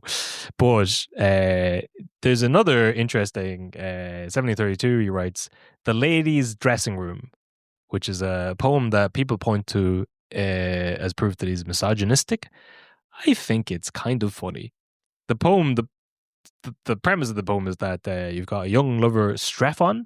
He sneaks into the dressing room of his sweetheart, Celia, and it kind of progresses through where, he's a young man who's just infatuated with just the idea of women. And he goes into a room and he starts to see all the stuff, and slowly over the course of the poem he realizes that he's gay. Well, that she's human. And people point, is this being misogynistic? I think it is. It's just kind of funny because it goes through and he's he starts to find out, she's all this makeup. I thought it was all this pimple creams. I didn't know she had pimples. She's using Head and Shoulders. Didn't know she had dandruff. It progresses. What's this? Opinions. Eventually it gets to the stage where he finds her chamber pot, and there's a line in it saying, "Oh, Cecilia shits," which is pretty funny. And I don't think that's at the end of it he's basically disgusted at, but I think it's a kind of funny thing, and it's we all go through that phase as well, where guys will put women up on pedestals, and they are eventually get to a stage, hopefully in life, where you're they're just human, and that means we can be friends and treat each other as humans. And I think it's a funny little poem he's written. That's a good little idea. Yeah. Or maybe it's the evidence that he hates women and is disgusted by them and is secretly gay. The way you described it makes it sound fun.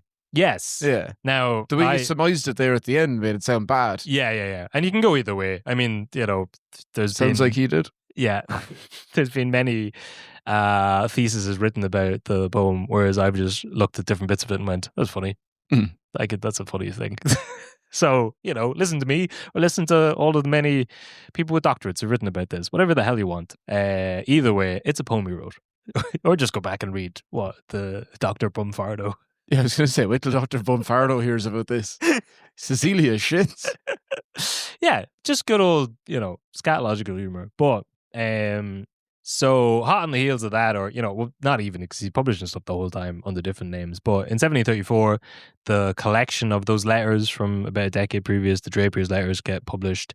So this, at this stage, it is attributed to him. So this is where he kind of gets the praise and thanks for the Irish people being the hero of Hiberno, Ireland. But from here, so that's 34.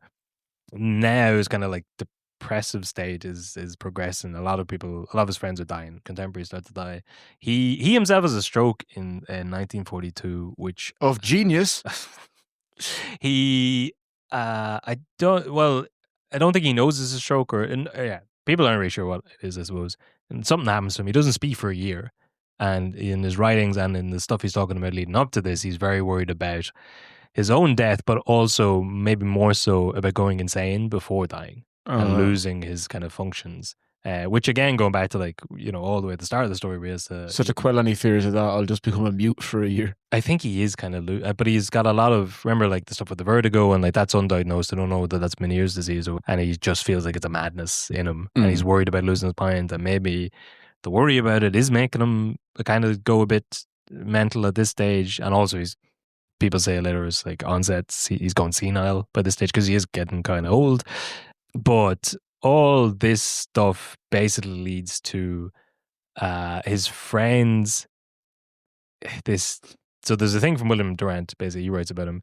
He says, despite symptoms of madness first appearing in 1738, in 1741, guardians were appointed to take care of his affairs and watch lest in his outburst of violence he would do himself harm. In 1742, he suffered great pain from the inflammation of his left eye, which swelled to the size of a chicken's egg. 5 attendants had to restrain him from tearing out his eye. He went a whole year without uttering a word. So they say it's kind of like to protect him from unscrupulous hangers-on who would have begun to prey on the great man. His closest companions had him declared of unsound mind and memory, and he's kind of sectioned, essentially. He's not allowed to... So they've sent him to a home, but just for his own good, to protect himself. Yes. So, but is that true, or is he actually... has he lost it? And at what stage did he start to lose his mind? Again, with a lot of his life, could go either way. There's an awful lot written about him because he's like a big profile politician as well. A lot of stuff afterwards, like the Whigs in particular, he's a political figure, so if they can write bad stuff about him or make him seem like he was insane, it's good for them, in politics. He's annoyed a lot of people with his satire, so same sort of stuff. So it's unclear at what stage he starts to lose it, if at all, but it does seem probable that by the end he's kind of lost it a bit. And he dies in 1745 at 77, almost 78. So he's laid out in public view. All the people of Dublin come and pay their respects. The biggest funeral the country had ever... No, I don't know. It's a big funeral. He's a big figure in the church. I'm going to be so disappointed if I die and it's not the biggest funeral the biggest funeral the country's ever seen. So another last bit of confusion, I guess. He's buried beside Stella, Esther Johnson. With his with his own wishes, they're buried together in the church. Okay. So who knows?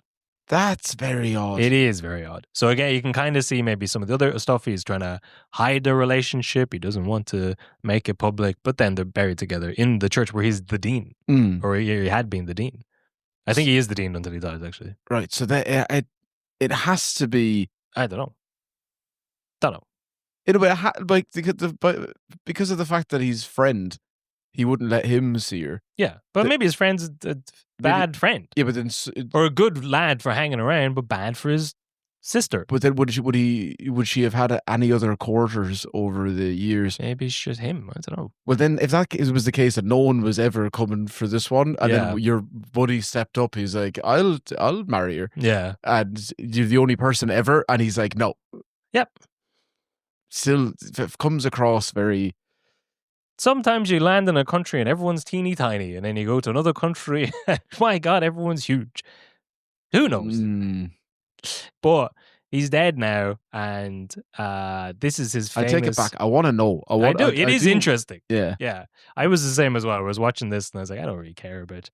Yeah, but it is... There's enough bits where it's like curious as to what the hell is going on. Well, it's the addition of Vanessa. Yes. Because up until that point, if he doesn't go and take another lover, and it's like, okay, it's like, he's asexual or something, but maybe they're both like that. It could be a Clinton type deal. He only finds out that women shit in 1732 after they're both dead. So who knows what could have happened if he'd known that earlier. But basically, there's another kind of so then there's the other theory about if ever does he lose his sanity. Part of the thing is that he leaves his fortune to build what was referred to at the time an insane asylum or St. Patrick's Hospital for Imbeciles. So that's opened in 1757 and it's still there today. It's the one down beside Houston. Yeah. So it's still, they've got better name for it these days, but it starts off as the Insanitarium. The Insanitarium. But this is again part of the, like, why would he leave all his money to this cause? Maybe because he has a special interest in himself. He does seem to be obsessed with not going insane at the end of his life, and maybe that's because he is going insane. But he leaves that. I think in that version of his will, he writes it as Jonathan Swift, of sound mind but of weak body, and leaves the money there. But that's pretty much it. His epitaph is pretty famous. It's in St. Patrick's Cathedral. Translated from Latin, it says, "Where fierce indignation can no longer endure the heart, go forth, voyager, and copy, if you can, the vigorous, to the best of his ability, champion of liberty." And so he wrote that for himself. Yeah.